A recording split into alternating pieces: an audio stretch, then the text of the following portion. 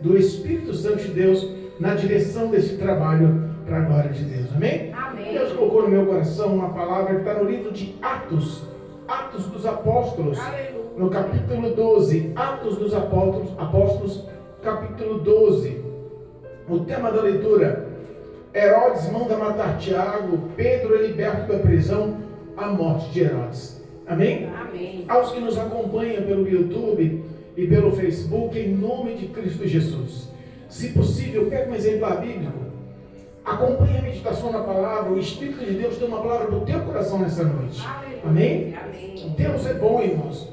A revelação nós lemos, entendemos, mas a revelação vem pelo Espírito de Deus. Sem a presença de Deus em minha vida nada posso, amém? Amém. Atos capítulo 12, Atos capítulo 12, a leitura é um pouquinho longa, mas nós vamos ler todo o capítulo 12, amém? Glória a Deus.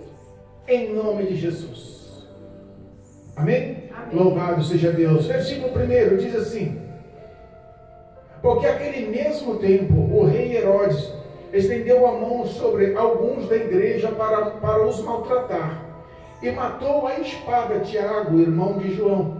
E vendo que isso agradara aos judeus, continuou, mandou prender também a Pedro, e eram os dias dos asmos. E havendo-o prendido, o encerrou na prisão, entregando-o a 4 quaternos de soldados para que o guardassem, querendo apresentá-lo ao povo depois da Páscoa. Pedro, pois, era guardado na prisão, mas a igreja fazia contínua oração por ele a Deus. E quando Herodes estava para fazer comparecer, nesta mesma noite, estava Pedro dormindo entre 2 soldados, ligado com as 2 cadeias, e os guardas diante da porta guardavam a prisão. E eis que sobreveio o anjo do Senhor, e resplandeceu uma luz na prisão, e tocando a Pedro no lado, o despertou, dizendo: levanta-te depressa. E caíram-lhe das mãos as cadeias. E disse-lhe o anjo: cinge-te e ata as tuas sandálias. E ele o fez assim. Disse-lhe mais: lança às costas a tua capa e segue-me. E saindo o seguia, e não sabia que era real o que estava sendo feito pelo anjo, mas cuidava que via alguma visão. E quando passaram a primeira e a segunda guarda, chegaram à porta de ferro que dá para a cidade, a qual lhes abriu por si mesma. E tendo saído, percorreram uma rua, e logo o anjo se apartou dele.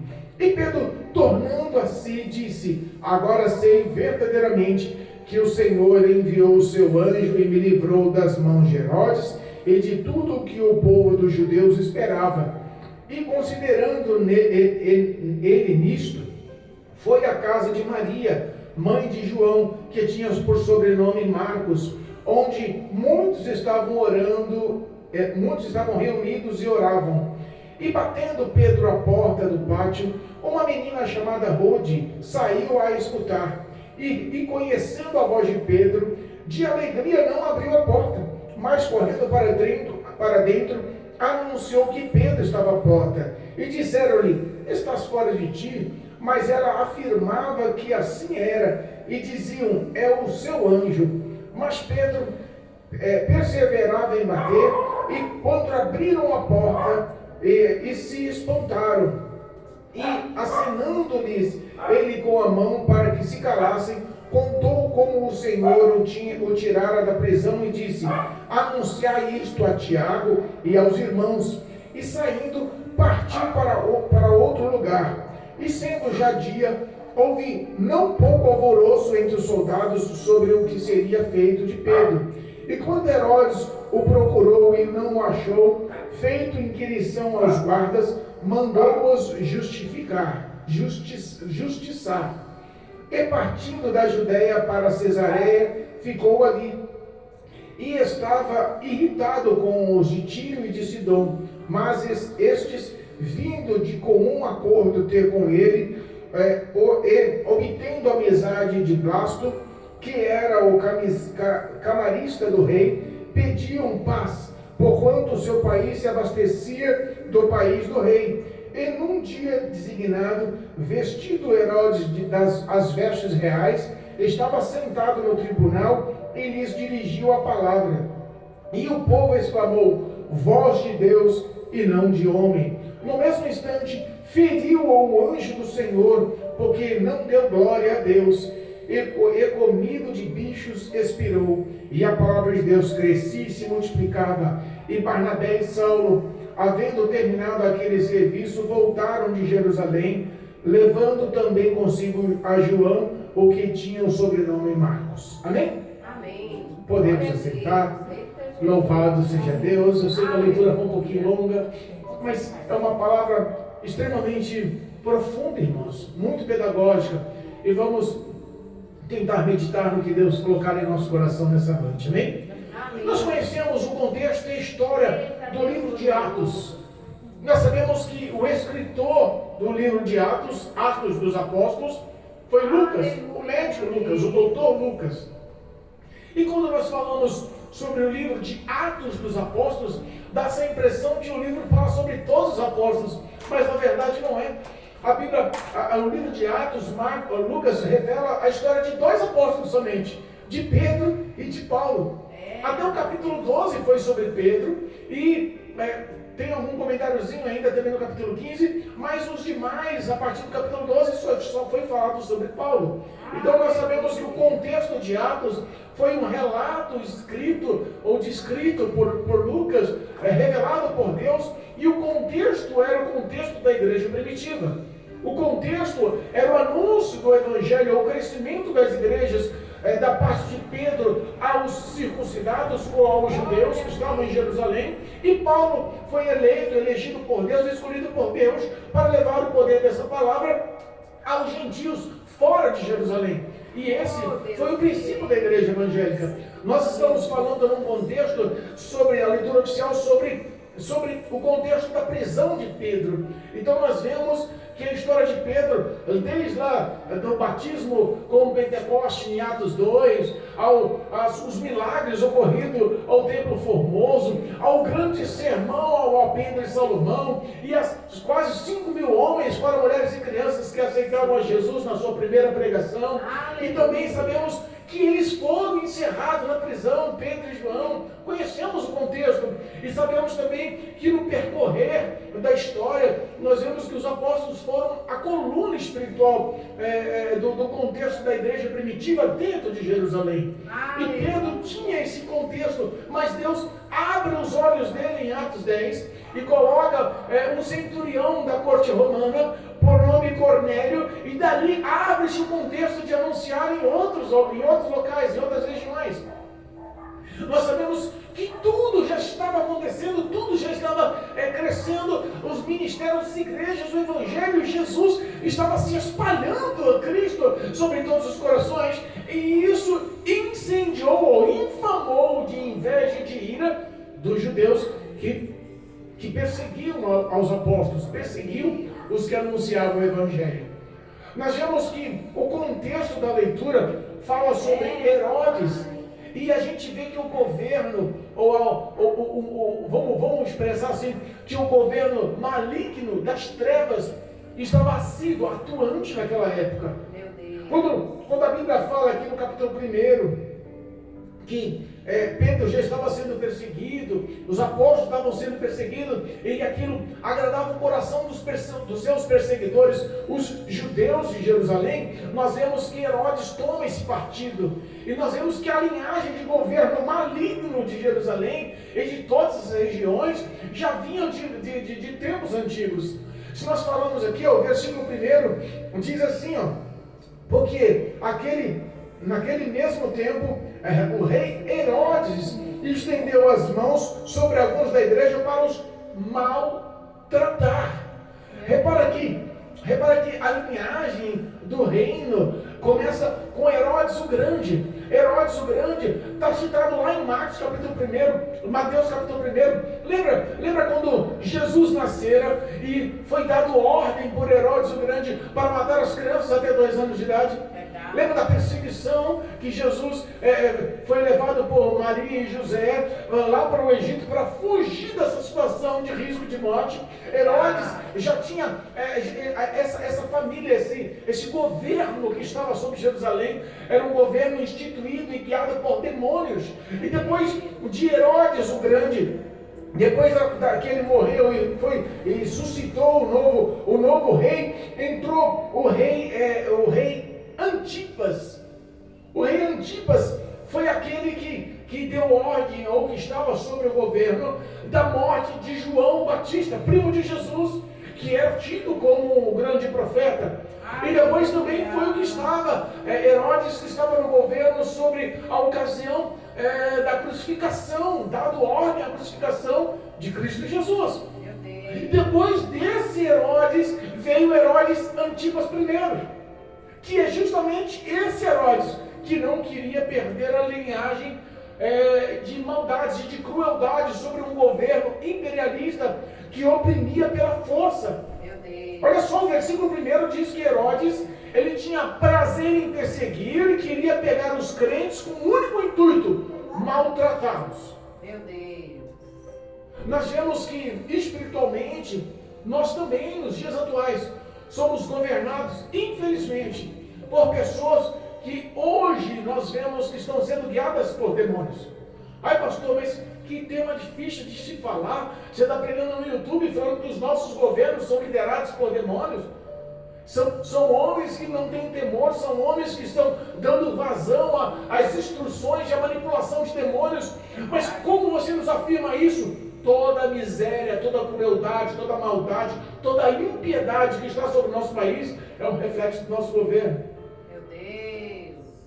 Nós temos um país, uma nação onde era para sermos a potência mundial financeira em qualidade de vida, em qualquer comparativo global.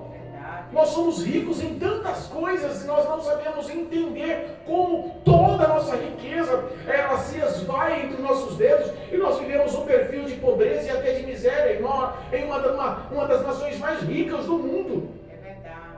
Não era diferente naquela época. A administração, o imperialismo era tido por força: ou você obedece ou te mato. E eles tinham uma opressão pelo judaísmo. Sabe, as crenças dos sacerdotes formavam uma certa pressão sobre o governo de Herodes Antipas I. E ele procurou de uma forma ou de outra agradar os que poderiam lhe pesar no governo. Os que poderiam ir contra e ter peso perante o povo sobre a sua gestação, sobre o seu governo, sobre a sua liderança. E nós vemos que também nos dias atuais é igualzinho. É um querendo encobrir o outro para ter lucro, para ter um tapinha nas costas, para ter apoio. É uma corrupção, é uma coisa escondida. Não era diferente na época. Meu Deus. Herodes viu que maltratando os cristãos, maltratando os que foram convertidos a Jesus, perseguindo, prendendo, agradou os judeus. Então ele começa com uma perseguição tão intensa que a primeira ação foi matar Tiago. Lembra quando nós falamos que os principais dos apóstolos eram Pedro, Tiago e João, porque eram os mais íntimos de Jesus, eram os que mais eram relatados, eram os que mais eram expressos por suas ações como comprovação de ser realmente um discípulo, um seguidor, um exemplo de Jesus depois da sua morte e ressurreição. A prova que Herodes começa a perseguir.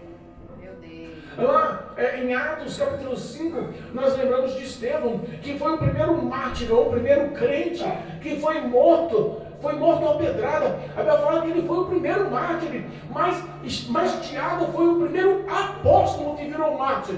Meu Deus. Foi o primeiro dos 12 que morreu à espada. Aquilo agradou o coração. Olha a maldade. Meu Deus. Eu vou matar porque eu estou agradando os judeus, os da sinagoga.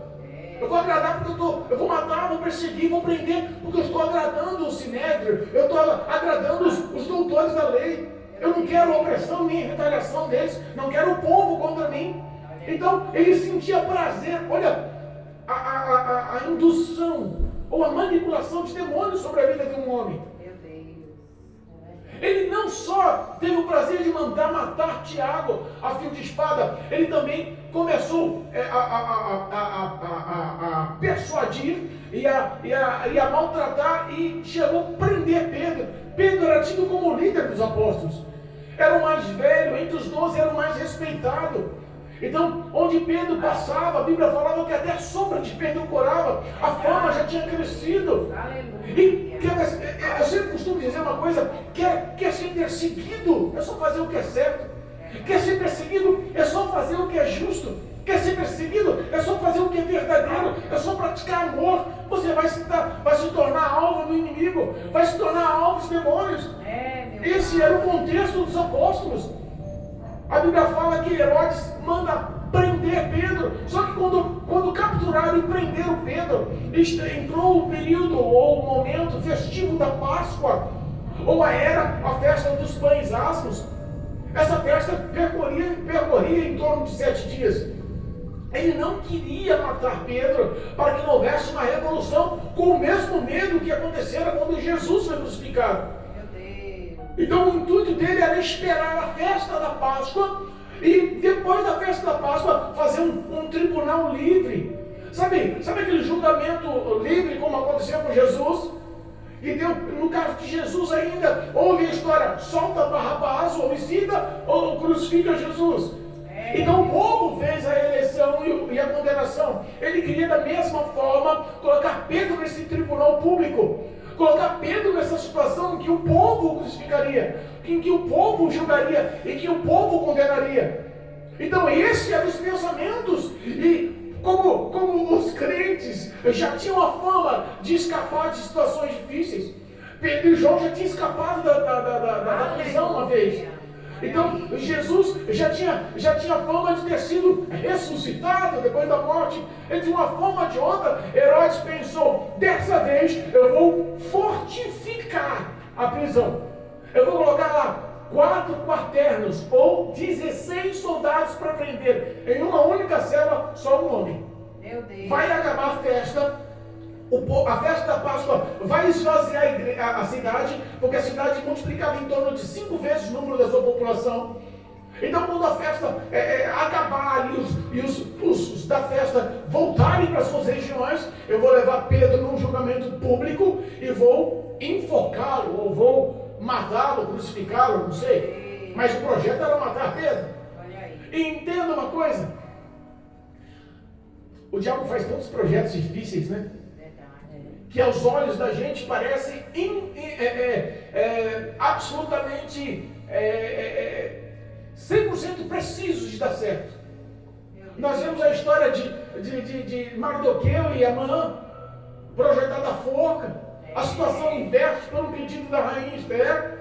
Nós da mesma forma vemos aqui que aos olhos de Herodes, aqui não escapa. Tem um monte de soldado cuidando desse na prisão. Vamos atar algemas ou cadeias, como diz a Bíblia. Trava ele, prende ele nas paredes com algemas. Bota 2 soldados do lado dele. Bota 2 soldados na frente da cela. Bota mais 2, de 4 em 4 soldados. 16 soldados para guardar Pedro.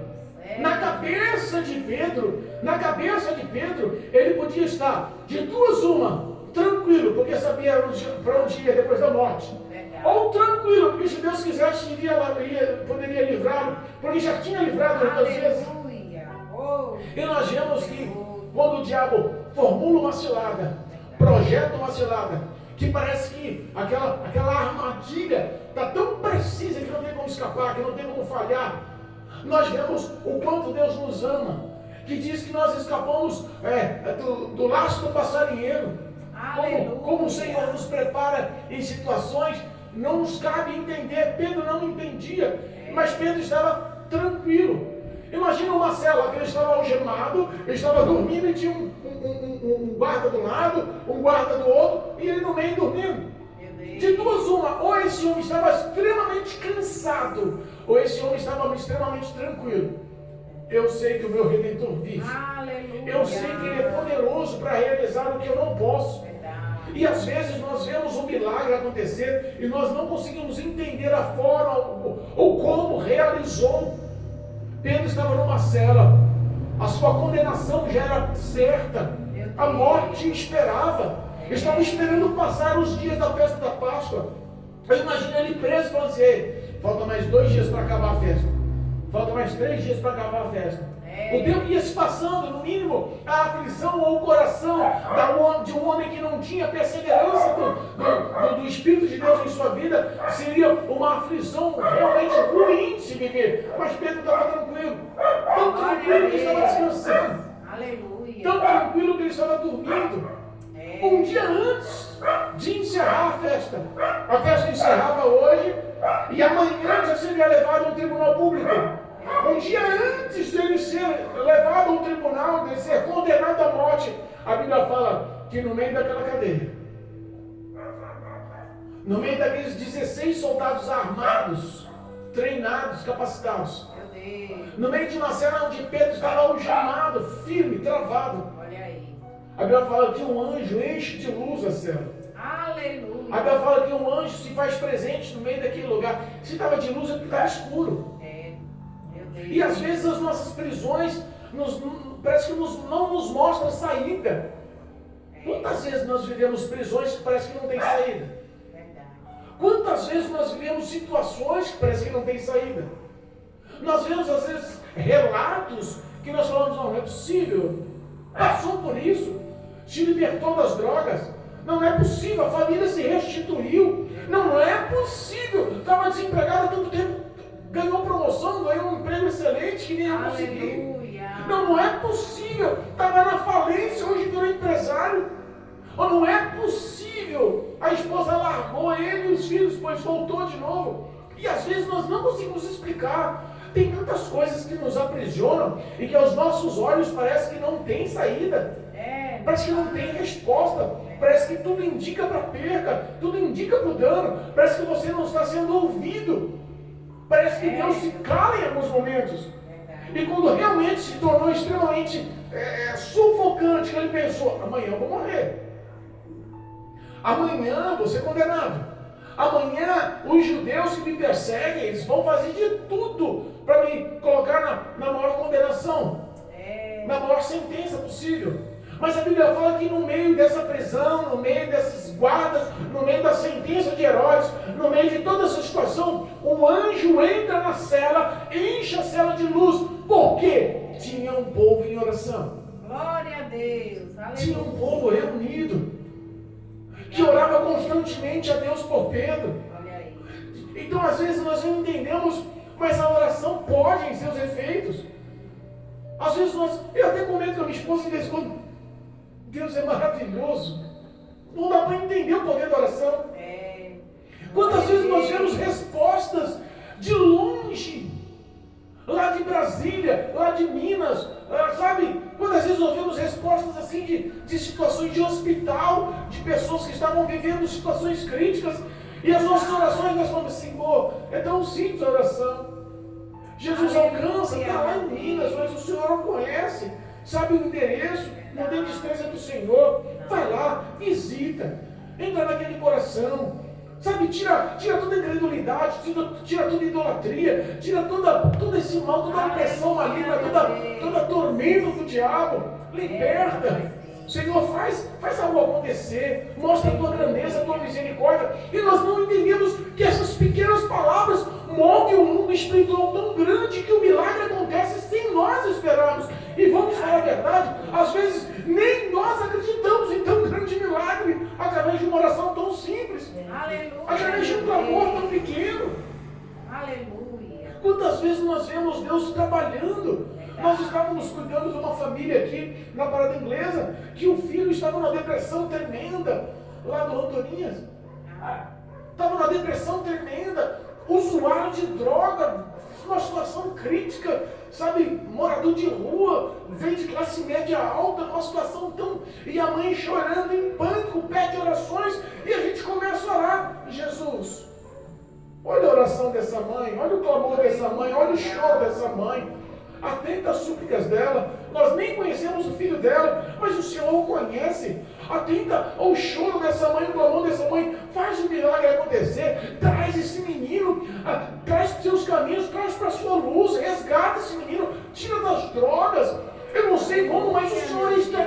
vista, é poderoso em realizar o que nós não conseguimos entender. Parece que a gente está perdido, mas o Senhor tem poder de libertar das drogas, o Senhor tem poder de libertar do álcool, o Senhor tem poder de regenerar a vida desse menino. Pouco tempo depois, a mãe liga: oh, graças a Deus, meu filho parou com isso, meu filho está internado, meu filho não consome nada, meu filho está liberto, e nós estamos tão felizes, arrumou um emprego, se libertou da depressão. Então nós não entendemos como Deus trabalha no sobrenatural. O que nós temos que estar é perseverante em crer através da oração que Deus nos ouve. Não precisa de uma oração eloquente, não precisa de uma oração de linguística perfeita, não precisa de uma oração, de uma oratória aprovada. Nós só precisamos crer e falar com fé. Jesus, por mais que seja pequena, simples, mas o Senhor conhece a verdade do meu coração. Eu não consigo ver essa situação e não fazer nada, mas o Senhor pode fazer. Age em meu favor, trabalhe em meu favor. Eu não sabia, eu não entendia, mas a gente começa a ver que as orações têm suas respostas. Glória a Deus. Aleluia. Estava um povo reunido. Quando a Bíblia fala que esse povo estava reunido na casa de Maria, que era mãe de João, por sobrenome Marcos, os grandes historiadores nos dizem que era a casa onde Jesus realizou a última Santa Ceia. Lembra da última Santa Ceia? Jesus, os seus discípulos, Aleluia. e os 12, que foi realizada a Santa Ceia, que Jesus declarou que ia ser entregue nas mãos do Sinédrio para ser maltratado e morte por morte de cruz e ressuscitado, que Jesus expressou na Santa Ceia. Aquele local se tornou como um quartel-general, como um local, um ponto de encontro para os crentes. Então o povo se reunia naquele local e em muitos outros locais, porque muitos já tinham sido alcançados pelo Evangelho de Cristo, pelo testemunho de Cristo e pela salvação em Cristo. Mas a Bíblia fala que era neste lugar que o povo estava reunido, intercedendo, orando e clamando. Às vezes nós não sabemos, mas a comunhão, a união, o poder da oração, quando ele tem apoio, se torna muito mais eficaz.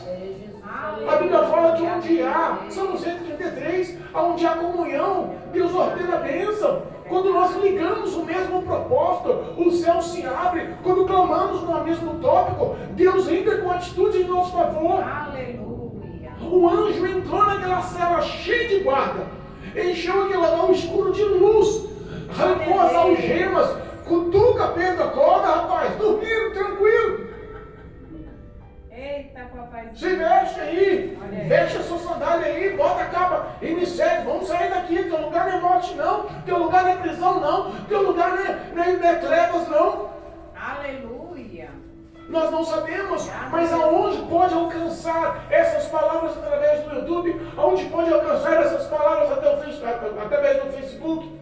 Aleluia. Nós não sabemos em que cela está entrando essa palavra, em que escuridão está entrando essa palavra, em que cadeia está entrando essa palavra, mas é o mesmo anjo, é a mesma ação, é o mesmo Espírito Santo, é o mesmo Deus Todo-Poderoso que ama esse povo. Aleluia. E que ouve nossas orações.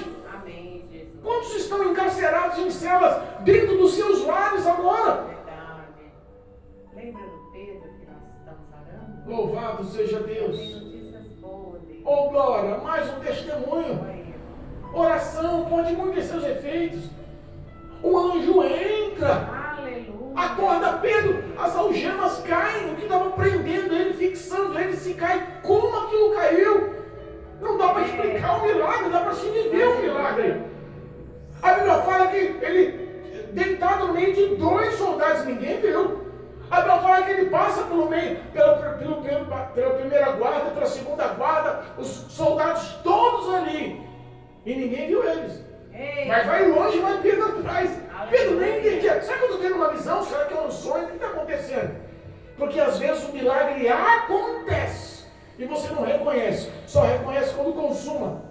Meu Deus. Quantas vezes nós olhamos para trás, nós estávamos conversando, eu e minha esposa, há pouco tempo atrás, acho que foi antes de ontem. Ontem. E nós falamos, nossa, tem provações nossas que são tão duras, tem provas que são tão difíceis, tem provas que são tão longas, que são tão marcantes, tão doloridas, sabe? Tem provas que nos faz chorar tanto, mas quando chega a vitória, a gente não não consegue nem lembrar de tanto do choro. Mas quando chega a vitória, a gente não consegue tentar lembrar do que sofreu, não consegue nem lembrar. É Deus que trata o nosso coração. É Deus que nos limpa, nos purifica, nos adorna. É Deus que está como ouro no fogo, arrancando através da temperatura da prova, do calor da prova, do fogo da prova, as impurezas e nos fazendo melhor. E nos fazendo melhor. A Bíblia fala que quando chega numa grande porta de ferro, da mesma forma que as algemas se abriram, a porta de ferro também se abriu. Era a porta já do presídio. Os historiadores dizem que esse presídio onde ele estava, essa cela, essa cadeia onde ele estava, era dentro do palácio de Herodes. O local mais protegido da cidade, dentro de Jerusalém. Era o local mais temido, era o local que mais tinha segurança. Mas tudo se abriu. E o impossível aconteceu. Eu creio. Tudo se abriu, o impossível aconteceu. Eu não sei qual é a cadeia, mas eu sei que é o mesmo anjo, é o mesmo Deus, é a mesma glória, é o mesmo poder, é o mesmo amor, é a mesma graça. Não é por méritos, não é porque você faz que merece, não é por caridade, não é por honra pessoal, mas é pelo favor, pelo amor, pela misericórdia, pela graça de Deus, através de Cristo Jesus, que o milagre acontece em nossas vidas. Não merecemos, mas o Senhor continua nos amando e derramando, investindo graça em nossas vidas. Obrigado, meu Deus. A Bíblia fala que passa a primeira rua, Pedro seguindo o anjo. De repente, se afasta um pouquinho, o anjo vai para um lado, Pedro vai para o outro, ele cai em si. Agora eu sei, não era sonho, não era visão, não era nada que eu não consiga. Agora eu entendo, verdadeiramente o Senhor me livrou. De quem? Do Herodes e da maldade do rei e da maldade dos judeus. Porque entenda, às vezes é mais fácil ser julgado por grandes do que pelo povo, pelos líderes, do que cair na mão do povo. Muitos dizem em uma filosofia errada, a voz do povo é a voz de Deus. Não quer essa história não. Aleluia. A maldade do povo que estava esperando ali para julgar, num julgamento ao ar livre, Pedro, talvez seria muito maior do que esse rei Herodes Antipas, que era já um homem cruel. Talvez a maldade do povo de Deus seria muito maior contra Pedro. A inveja, o medo de estar crescendo o Evangelho, o nome de Cristo, a pregação do nome do Senhor, o crescimento das igrejas. Talvez eles estariam ali numa situação realmente de anular, acabar de uma forma extremamente dolorida. O projeto do diabo para as nossas vidas é um projeto extremamente maligno, cruel, sem compaixão, sem misericórdia. A Bíblia diz que ele veio matar, roubar e destruir, e parece simples as falas, mas ele não perde tempo e não tem compaixão. Se houver brecha, ele vai destruir a sua vida. O projeto dele é acabar com a vida do crente. Eu já disse isso, repito. O diabo quer acabar com a humanidade, não porque odeia a humanidade, mas porque ele quer se vingar do próprio Deus, que o destituiu, que o expulsou dos céus da glória. Ele sabe que nós vamos herdar o que ele perdeu. Entenda, isso é uma batalha espiritual. 2025, parece que muitos não entendem que existe uma batalha espiritual contra a igreja, contra o corpo de Cristo, contra os santos que aguardam o arrebatamento. Meu Deus. Verdade. Pedro vai lá, bate no portão, sai alguém de casa, uma menina, provavelmente uma adolescente ou uma criança, por nome de Rude, corre lá, antes de abrir o portão, vê Pedro batendo no portão e falando, abre, ela reconheceu a voz de Pedro. Aleluia. Em vez de abrir o portão com alegria, ela volta e fala para todo mundo, Pedro está na porta. Menina, você está fora de si? Está maluca? Você é doida? Pedro está preso, nós estamos orando aqui para que Deus liberte. Mas o que ela quis dizer? Mas Deus já atentou a oração, já respondeu a oração. O milagre já aconteceu. Vocês não estão entendendo. É Pedro que está na porta batendo. Olha aí, Jesus. Alguns diziam que era o anjo de Pedro. Entre Malaquias, que foi o último profeta do Velho Testamento, e João Batista, o primeiro profeta do Novo Testamento, eles acreditavam em lendas que o espírito da pessoa, depois da morte, voltava, ou antes da morte, na beira da morte, um pré-morte, vinha para o proteger, e depois da morte vinha para mostrar que estava tudo bem. Eles instituíam isso como o anjo da guarda. a origem de muitos dizer que é o anjo da guarda. Eles falavam, não é Pedro não, é o seu anjo. Ou por quem diz, é o anjo da guarda. E ela insistiu que anjo da guarda nada, ele está na porta, a oração já teve resposta. Às vezes nós fazemos orações, o milagre acontece e nós não conseguimos entender como a resposta veio tão rápida. Ele estava prestes a ser morto, a igreja orando, Senhor livra, Deus livrou, o povo não acreditou. Mas livrou mesmo, olha. Eu pensei que ia livrar, mas não é que livrou. Às vezes nós estamos em casa falando, Senhor, o armário está vazio. Eu não tenho a quem pedir. Papai. Eu peço ao Senhor que é o meu escudo, minha fortaleza, o meu refúgio, a minha segurança.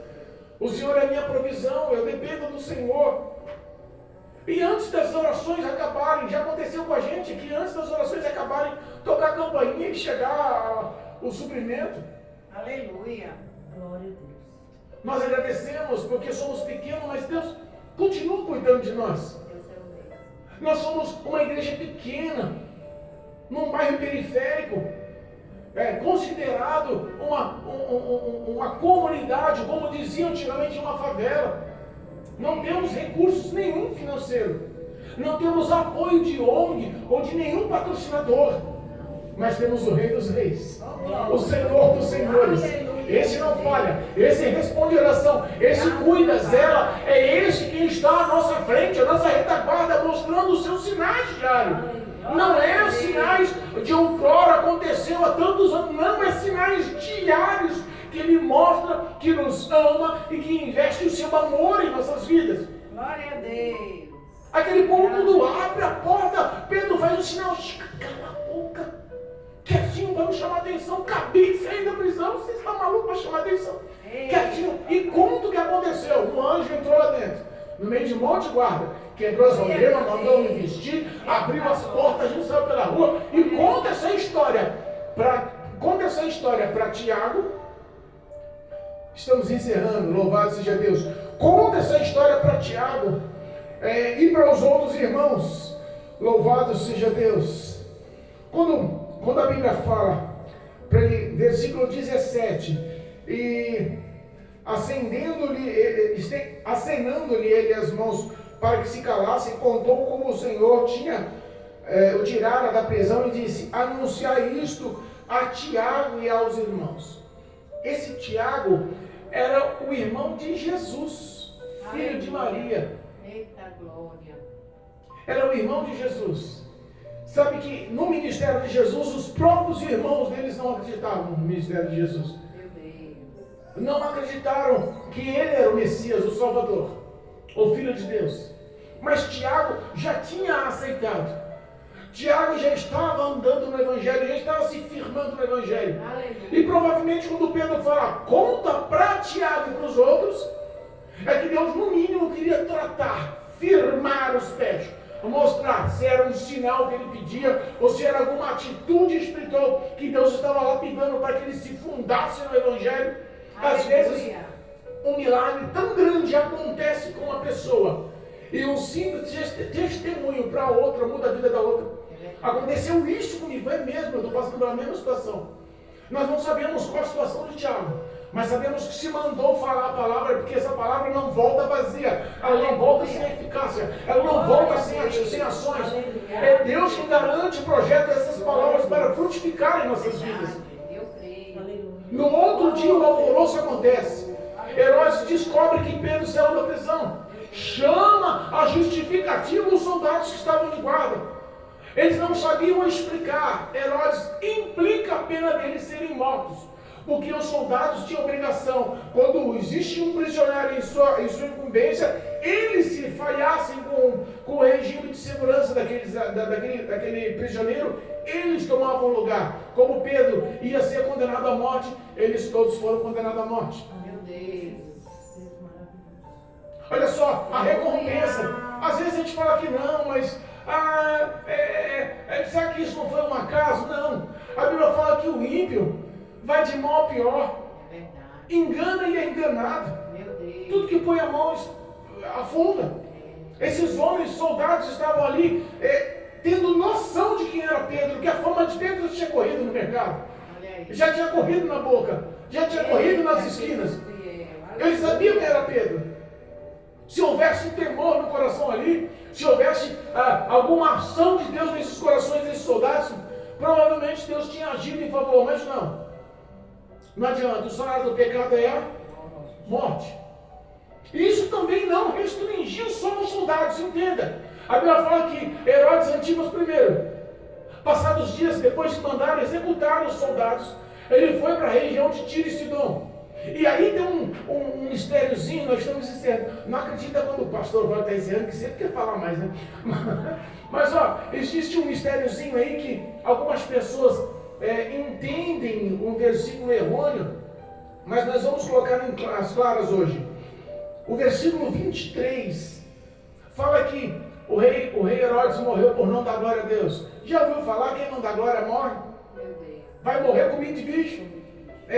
Existem alguns contextos que nós não entendemos, mas vamos tentar esclarecer.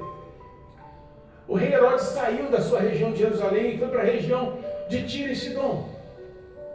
E nós, os historiadores, os estudiosos, nos lembram que Jerusalém, eles levavam ou mantinham o alimento para Tiro e Sidom, que estavam vivendo um período, uma fase de extrema fome. Na verdade, também Jerusalém estava com fome, também estava numa crise financeira, também estava numa crise social.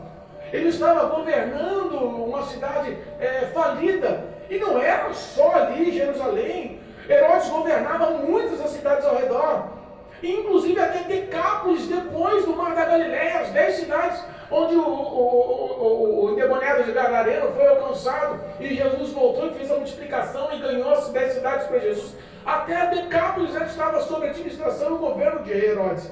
Ele gerenciava, e o governo dele tinha um certo poder sobre toda a região. Quando ele sai da sua região, ele vai para a região de Tiro e Sidom, porque lá também eles recebiam o alimento. Só que um pouco antes ele encerrou o fornecimento de comida para Tiro e Sidom.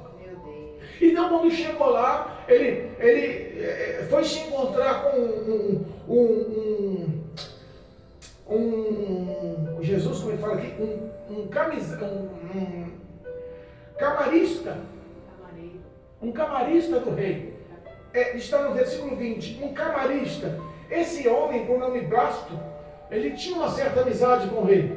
E por consideração, o rei Herodes foi à região. O povo querendo bajular o rei Herodes. Esse era o contexto, essa era a verdade. Herodes, ele senta no trono, no tribunal, se veste com vestes reais. Eu imagino as vestes reais, que luxo, que ostentação que não seria. E aí, no meio de um contexto, de uma grande palestra, o povo ergue a voz e diz: essa não é a voz de um homem, essa é a voz de um Deus. E Herodes se sente como um Deus. Ele tinha que agir como Pedro falou quando estava lá, quando estava com Pedro e João, que estava no alpendre lá de Salomão, pregando as palavras, as primeiras palavras que Pedro falou. Por que vocês estão olhando para a gente com essa cara?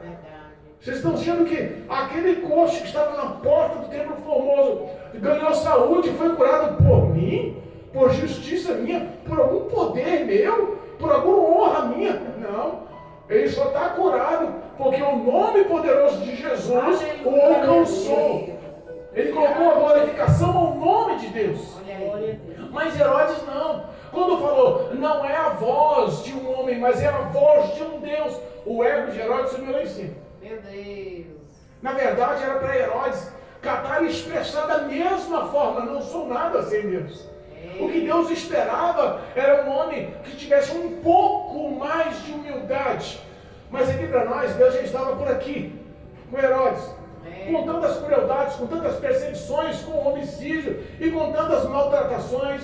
No mínimo, já tinha dado a última gotinha no copo, transbordou. A Bíblia fala que Deus dá ordem a um anjo descer no momento que ele falava e toca nele. 5 dias depois, Herodes, quando ele sai da tribuna, quando ele sai do meio do povo, ele já sai com um problema estomacal extremamente grande, que não conseguiram explicar. mas começou a apodrecer o estômago de dentro para fora. 5 dias depois, aquele homem morreu, comido de bicho, de dentro para fora. Não foi porque ele não deu glória a Deus, com falar, dar-se a intenção quando se ouve, não dá glória a Deus, vai morrer comido de bicho. Mas a verdade não foi essa. Você quis se sentir Deus e não quis dar honra ao Senhor. Foi por isso que Deus, porque já tinha quebrado seus limites, foi por isso que Deus mandou o anjo te matar. Meu Deus. Há uma diferença. O que Deus espera de nós é fidelidade. O que Deus espera de nós é humildade. O que Deus espera de nós é a recompensa que Ele nos deu, que nós possamos ser verdadeiramente ser gratos por tudo que Deus nos fez, nos faz. Ele não entendeu e quis a glorificação, e todos os homens, todos os reis, todos os impérios, todos os grandes que estavam sob a liderança da grande massa, que se intitularam Deus, morreram na mão do Senhor. A não ser Nabucodonosor, que Deus batalhou até o fim para que ele fosse salvo. Entenda, Deus poderia ter livrado Tiago da espada, mas decidiu livrar Pedro da cadeia e da morte. E às vezes, foi como eu estava conversando com a irmã Dalva hoje aqui, às vezes nós não entendemos porque Deus responde a oração de um e não responde a oração de outro. Não é porque Pedro era mais crente do que Tiago, não é porque Pedro era mais santo do que Tiago, é que há mistérios que nós não entendemos.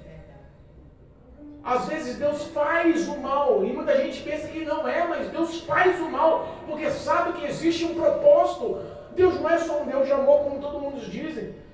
Em 1 Samuel capítulo 2, versículo 2, a oração de Ana diz que Ele faz o bem e Ele faz o mal. Lembra da oração de Ana? Que alcançou o milagre do Senhor, ela rendia graças ao Senhor por tudo e expressava o tamanho da grandeza do Senhor.